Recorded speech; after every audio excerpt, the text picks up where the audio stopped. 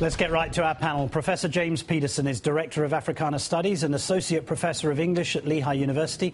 Dana Milbank is a political columnist for The Washington Post, and Crystal Ball is an MSNBC contributor and a Democratic strategist.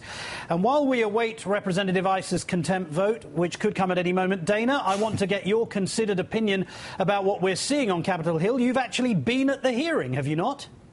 I was for a long part of it, but not the entirety of it, because, of course, every member has to get in his or her 5-minute speech, even though we know exactly what the outcome is, and that's that all the Republicans vote for this contempt vote and all the Democrats vote against it, and then nothing happens because the guy who's in charge of enforcing this contempt vote against Eric Holder is Eric Holder. And so the point of this exercise is what, please, Dana, aside from a witch hunt?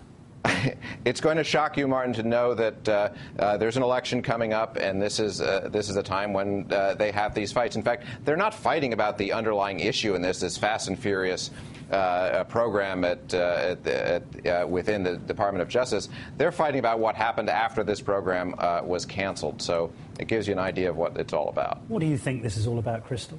Well, you know, you can't even say it's election year politics, because the Republicans have been hounding this thing for over a year now. And not just the Republicans in Congress, but the entire right-wing media propaganda empire has really seized on this, because President Obama, his administration has been remarkably scandal-free, really. And so they've been trying with Solyndra, with Fast and Furious, to get something going. And the irony here is, because of when the thing is actually coming to a head, it is distracting from what should really be their core message right now, when economic numbers are slipping and people are feeling increasingly nervous about our prospects for jobs. Professor Peterson, there are some people who are saying that this is an issue of race for many Republicans.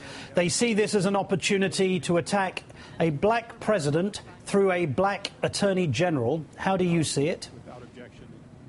Well, it's hard, I think, to get away from some of those conversations, but I think some of this is just policy-oriented as well. Remember, the Attorney General has done a lot of things that are really, really important to folk on the left, like addressing sentence disparities.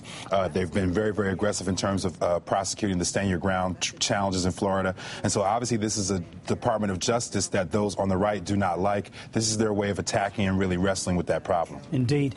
Dana, let's turn, if we can, for a moment to the race for cash. Republicans criticize the president every day for fundraising with people like Sarah Jessica Parker and George Clooney, while Karl Rove and others plan to attend a posh fundraiser out in Deer Valley this weekend. And take a look at this invitation. It's an invitation to a July 8th lunch with Mitt Romney and special guest, the scintillating Majority Leader Eric Cantor at the Creeks, a mansion in the Hamptons. Also attending, New York Jets owner Woody Johnson and the billionaire co-founder of the Blackstone Group, Steve Schwartzman. Do you think they'll all literally jump into a jacuzzi of cash in the Hamptons? I think you may have a lot of people who pay twice as much if they don't have to go and listen to a luncheon speech from Eric Cantor. But yeah, it's not terribly surprising that a Democrat is going to always be accused of being close to Hollywood, and that's where most of Hollywood's money is going to go. But this is how the game is played, and the Romney super PAC's just crowing about how it brought in $5 million, including a lot from Wall Street just this last month. This is how you have to do it, whether you're Mitt Romney or you're Obama, and you're going to have to raise money by the hundreds of millions of dollars. But, Crystal, to that point, isn't this what the 2012 election is going to be known as? The moment when the billionaire donors, the super PACs, basically the whole process was soaked in cash.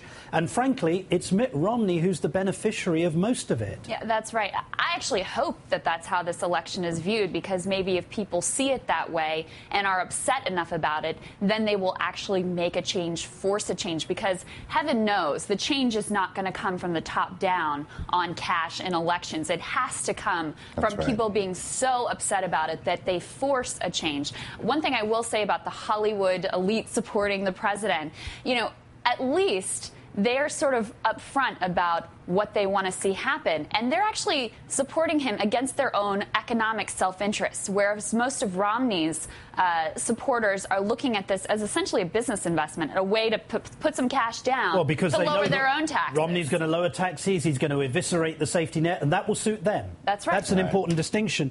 Dr. Peterson, you've been reporting repeatedly and writing on the Huffington Post about your anxieties about the way this whole process is being bought by Republicans particularly. Yes. Does that continue to be the theme here?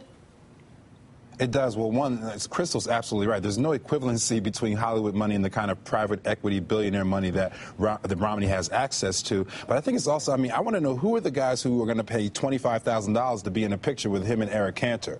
That to me strikes me as being a very, very strange thing to pay for. But what's really, really serious here, Martin, is that we've got to reclaim our political processes from the decision of Citizens United. I know we say it all the time, but that's just because we want to raise awareness amongst the voting populace that we've got to dismantle Citizens United as soon as possible. The slope that we're on, the slippery slope that we're on, is really a pathway to hell in terms of American politics. Indeed. Professor James Peterson, Dana Milbank and Crystal Ball, thank you so much.